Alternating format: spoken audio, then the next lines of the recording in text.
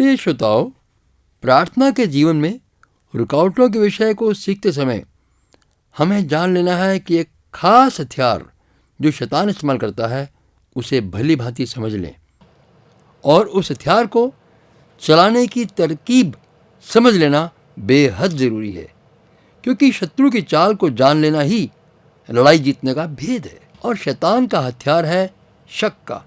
शक एक गेंद की तरह है, किसी भी तरफ घूम जाएगा। सच पर शक करेंगे कि झूठ है, परमेश्वर की बात पर शक करके कहेंगे शैतान है। सफ़ेद झूठ बोलने वाले ऐसे ही होते हैं जो आपको अपने आप पर शक करवा देंगे, जो आपने खुद अनुभव कर लिया है उस पर शक करवा देंगे। साधारण बात में शक करते रहेंगे तो धीरे धीरे शक करने का आपका स्वभाव बन जाएगा और आप अपने नए जीवन के अनुभव को, उद्धार को भी शक का चश्मा लगा कर देखेंगे। बस शैतान का ये पहला पैंतरा है कि आप अपने बहुतायत के जीवन को शक की नज़र से देखें, अपने उद्धार पर ही शक करके कहें कि ये तो महज धोखा है, भुलावा है। बाइबल वो तो एक मनगढ़ंत किताब है। हैरान मत होइए जनाब, सिर मत हिलाइए, आज ये सब हो रहा है। विदेशों में हर पल ऐसी फिल्में बनाई व दिखाई जा रही हैं कि परमेश्वर के लोग, कलीसिया ने सच को छुपाकर संसार के अंधेरे में रख रखा है। ऐसे समय पर खुद से सवाल करें, सिर्फ बाइबल पर, यीशु पर ही क्यों अफवाहें उड़ाई जा रही हैं? सिर्फ बाइबल को ही क्यों झुठलाया जा रहा है?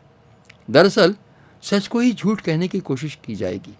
क्या आपने कभी 3 या 4 रुपए का जाली नोट देखा? जाली नोट उसी कीमत का होगा जिसका असली नोट भी हो।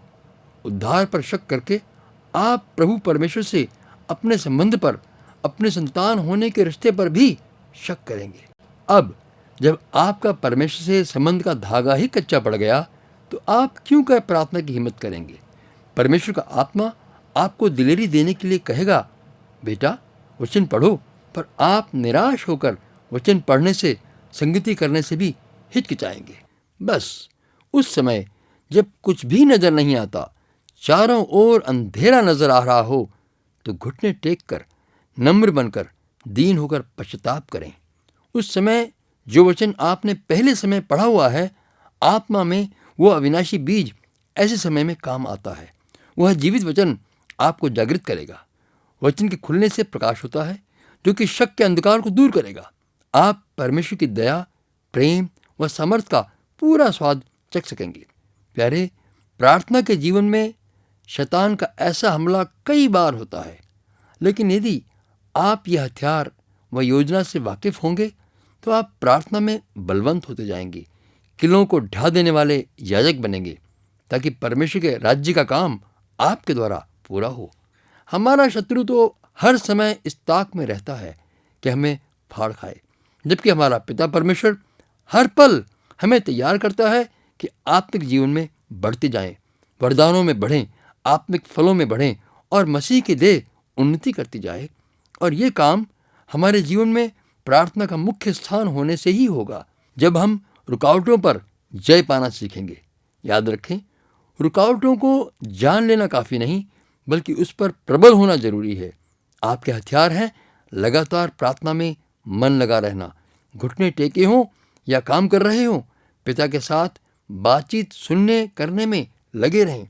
वचन पढ़ना मात्र नहीं, बल्कि वचन अपने जीवन को जांचना व छांटना, संयम में बढ़ना तथा समय समय पर भिन्न भिन्न प्रकार के उपवास भी करना आपको आत्मिक उन्नति में बढ़ाएगा। अनुग्रह में चलना सीखना तथा धर्म व व्यवस्था की आत्मा से छुटकारा पाना भी उतना ही जरूरी है। जरूरी बात तो है, पर आखिरी नहीं कि सबसे बढ़कर अंतर्विनती की प्रार्थना और अन्य भाषा में प्रार्थना निहायत जरूरी है। श्रोताओ, हमने इस प्रार्थना श्रृंखला के लगभग 82 संदेशों में प्रार्थना का विस्तृत मनन करने का प्रयास किया है और मुझे आशा है कि इन संदेशों को सुनकर आपने भरपूर आशीष पाई है। यदि फिर भी आपका कोई प्रश्न इस विषय में संबंध रखता हो तो ज़रूर लिखें और परमेश्वर की कृपा से आपकी शंका का हम निवारण कर सकेंगे। श्रोताओ, प्रार्थना के जीवन का हमारे शरीर पर सीधा असर पड़ता है। यानी प्रार्थना तो आत्मा से की जाती है, लेकिन इसका सीधा संबंध शरीर से होता है। यदि शरीर को चारों तरफ से आराम मिला हो तो प्रार्थना करने की ज़रूरत ही नहीं समझते, लेकिन शरीर पर थोड़ी सी विपत्ति आते ही सबसे पहला काम प्रार्थना विनती का होता है। छोटा शिशु भी दूध के लिए तभी रोता है जब उसका शरीर भूख से तिलमिला रहा हो। प्रार्थना में हमारे शरीर को भी अपने वश में लाना होता है, तथा ये तो साधारण लोगों की भी धारणा बन चुकी है कि प्रार्थना करने वाले लोगों का शरीर स्वस्थ होता है।